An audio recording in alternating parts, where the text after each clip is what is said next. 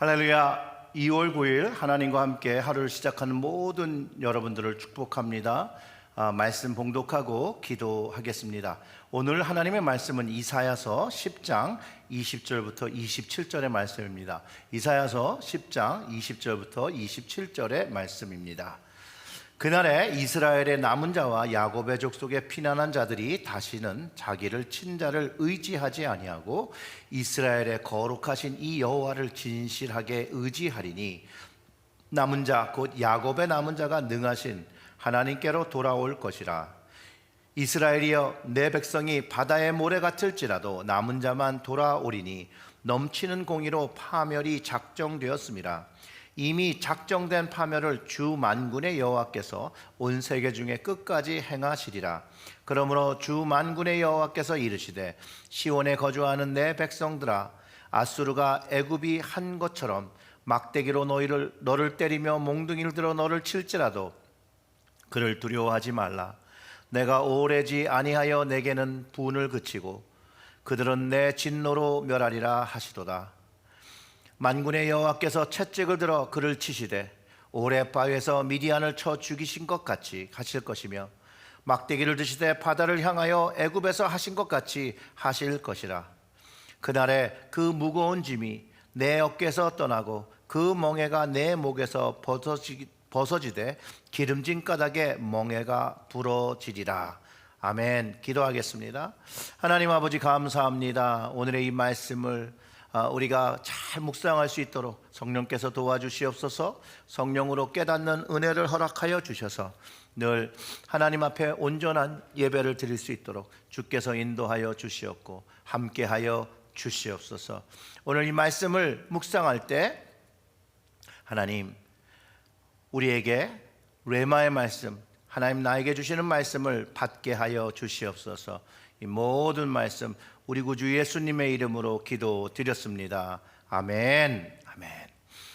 이사야서 10장 전체의 내용이 다루는 쟁점은요, 하나님의 아수르에 대한 심판입니다. 그리고 하나님께서 아수르를 심판하시는 것의 반대 모습은 이스라엘의 구원이라는 모습으로 나타나게 됩니다. 하나님께서 아수르를 심판하는 것은 심판하는 것이 목적이 아니라 가장 중요한 것은, 하나님의 계획은 이스라엘의 나라가 변화하고 회복하는 것, 이스라엘의 지도자가 변하고 백성들이 변화하고 회복하는 것에 있음을 분명하게 가르쳐주고 있습니다. 그러면서 이사야 선지자가 그들의 타락을 낱낱이 고백하고 있는 것입니다. 그 동시대에 살았던 아모스 선지자 역시 동일한 죄를 선포하며 회개할 것을 요구하였습니다. 그래서 회개하지 않으면 심판받는다고 얘기합니다. 즉, 회개 없는 심판을 면할 수 있는 방법은 없다는 거죠. 동시대를 살았던 아모스 선지자 역시 동일한 죄를 선포하며 회개할 것을 요구하였습니다. 회개하지 않으면 심판을 받는다고 했고, 회개 없이 심판을 면할 수 있는 길은 없다고 얘기했습니다. 마음에 잘못이 있었다고 인정하는 것만으로도 충분하지 않습니다. 눈물을 흘리며 후회해도 소용이 없습니다. 진정한 회개는 그 잘못된 자리를 떠나서 그 자리에 다시 가지 않는 것, 그곳에서 돌이키는 것에 있습니다. 즉, 다른 말로 하면 회개에 합당한 열매를 맺어야 한다는 것을 분명하게 가르쳐주고 있습니다. 예를 든다면, 가난한 자를 착취하던 악인이 회개하면 그 착취한 재산을 환원하고 그때의 죄가 사해지는 것입니다. 마음으로만 회개하는 충분하지 않습니다. 혹시 사람을 다치게 했습니까? 그러면 그 다친 사람에게 진심을 담은 용서를 구하고 치료비를 드림으로 용서함을 받는 것입니다. 이것을 회개라고 하는 거죠. 여러분, 삭개오 이야기를 기억하십니까? 삭개오는 로마의 세관에서 일하던 세리 중에 세리장이었고 아주 큰 부자였습니다. 그런데 그가 예수님을 보고 싶어서 보고자 하는데 키가 너무 작고 사람들이 너무 많아서 할 수 없어서 그가 한 일이 뽕나무에 올라갔던 것 기억하시죠? 이 삭개오가 사람들이 죄인의 집에 예수님이 거간다고 수군거릴 때 이렇게 얘기합니다. 자신의 소유를 절반을 가난한 자에게 주고 토색한 일이 있으면 율법에 따라 4배를 갚겠다고 합니다. 여기에는 그가 눈물을 흘렸다는 이야기가 없습니다. 그가 회개 기도를 드렸다는 말은 없지만 우리가 알 수 있는 건 그의 행동을 통하여 그의 마음이 변하고 그가 회개했음을 알 수 있었다는 거예요. 이것이 회개한 모습이라는 것이죠. 그럴 때 예수님께서 구원이 이 집에 이르렀다라고 말씀하셨습니다. 이 삭개오도 아브라함의 자손이라고 하면서 주님이 오신 이유가 잃어버린 자를 찾아서 구원하심에 있다라고 분명히 가르쳐 주셨습니다. 예수님 보시기에도 삭개오가 구원을 얻을 회개가 있었음을 아셨기에 이렇게 말씀하신 것이죠. 회개는 행동의 변화를 가져옵니다. 회개의 변화는 결단에서 시작합니다.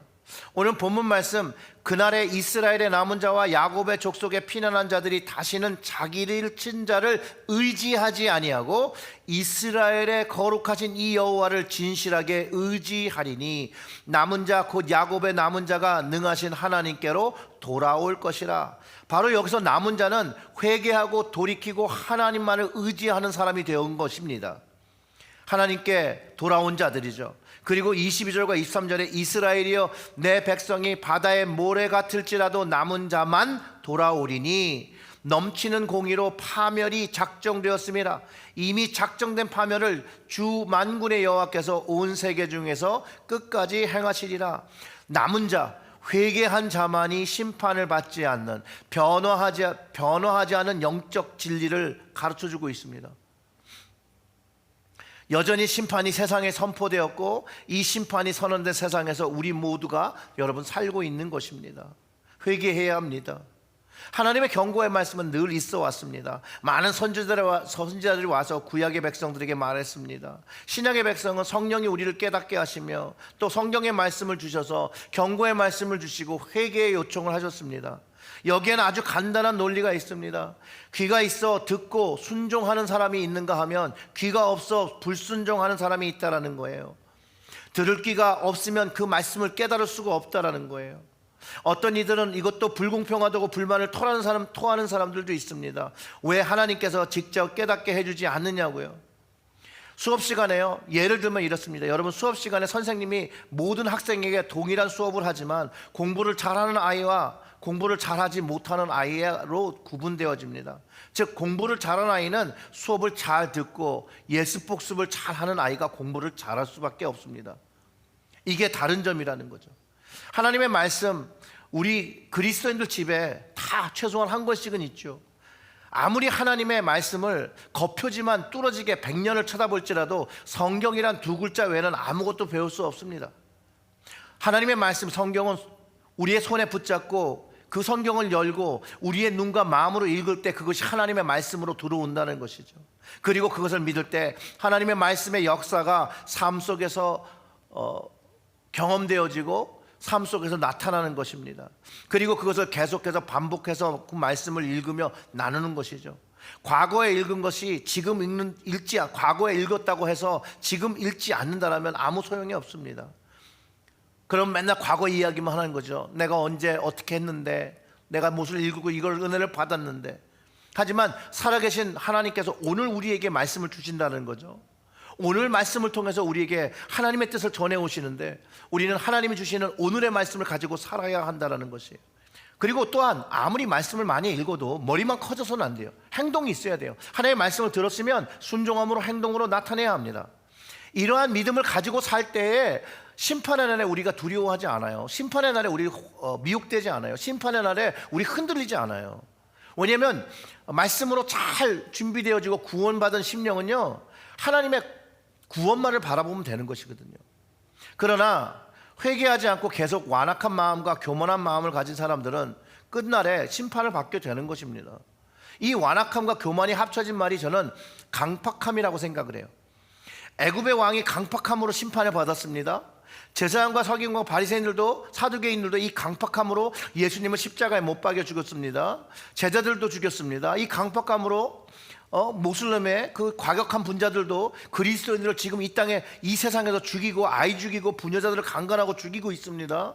그들의 강팍함입니다. 근데 그들에게는 하나님의 심판이 반드시 있을 것입니다. 다만 그들이 지금 알지 못할 뿐이라는 거예요. 하나님의 심판은 그 누구도 피할 수 없습니다. 25절과 27절의 말씀을 읽어보면 내가 오래지 아니하여 내게는 분을 그치고 그들에게는 내 진노로 멸하리라 하시도다. 만군의 여호와께서 채찍을 들어 그를 치시되 오레 바위에서 미디안을 쳐 죽이신 것 같이 하실 것이며 막대기를 드시되 바다를 향하여 애굽에게 하신 것 같이 하실 것이라. 그날에 그의 무거운 짐이 내 어깨에서 떠나고 그의 멍에가 내 목에서 벗어지되 기름진 가닥에 멍에가 부러지리라. 아멘. 이 본문의 말씀이 아수르에게 임하는 심판인데, 결국 그때 아수르가 멸망하고 그들의 압제에 있던 이스라엘들이 풀려나게 되는 것이라는 거예요. 멍에가 목에서 벗겨지게 되고 멍에가 부러진다고 하면 자유함을 경험하게 된다는 것이에요. 성경은 앞으로 임할 심판에 대해서 이야기합니다. 하나님의 진노가 이 세상에 임하실 거라고 성경이 가르쳐주고 있습니다. 이 심판은 영원한 형벌입니다. 그러나 이 심판을 받을 때 풀려나는 역사가 있는데, 하나님의 자녀 예수 그리스도의 십자가의 복음을 믿은 이들은 이 날이 심판의 날이 아니라 구원의 날이 되어지는 것입니다. 하나님을 믿지 않고 돌이키지 않는 자들에게는 심판의 날이 되겠으나 하나님의 자녀들은 구원을 얻으며 기쁨을 누리는 날이 될 것입니다. 그날은 영원한 기쁨입니다. 영원한 구원입니다. 바로 이것이 하나님의 구원의 계획입니다. 하나님께서 계획하셔서 예수님이 이 땅에 오셨고 다시 오시게 되고, 그날이 되면 우리는 하나님의 영원한 구원을 얻게 되는 것입니다. 그렇기 때문에 주님 오시기 전에 구원의 믿음을 가지고 주님의 자녀로 하나님께 기뻐하시는 구원받은 자로 오늘도 하나님 말씀을 돌아보며 하나님 말씀에 회개하며 하나님 말씀에 순종하며 살아가는 여러분들이 되시길 주님의 이름으로 축원합니다. 아멘. 기도하겠습니다. 하나님의 계획이 우리를 구원하심인 것을 다시 한번 깨닫습니다. 이 계획 우리의 마음에 소중히 담고 그 구원의 감사함으로 늘 하나님의 말씀을 순종하며 실행하며 살아가는 저희들이 될 수 있도록 주님께서 도와주시기를 간절히 소원합니다. 그리할 때 우리의 삶 속에서 하나님의 놀라운 말씀의 능력을 경험하며 하나님의 살아계심의 역사를 경험할 수 있도록 저희들의 가정을 이끌어 주시고 날마다 우리의 삶에 동행하여 주시옵소서. 이 모든 말씀 우리 구주 예수님의 이름으로 기도드렸습니다. 아멘.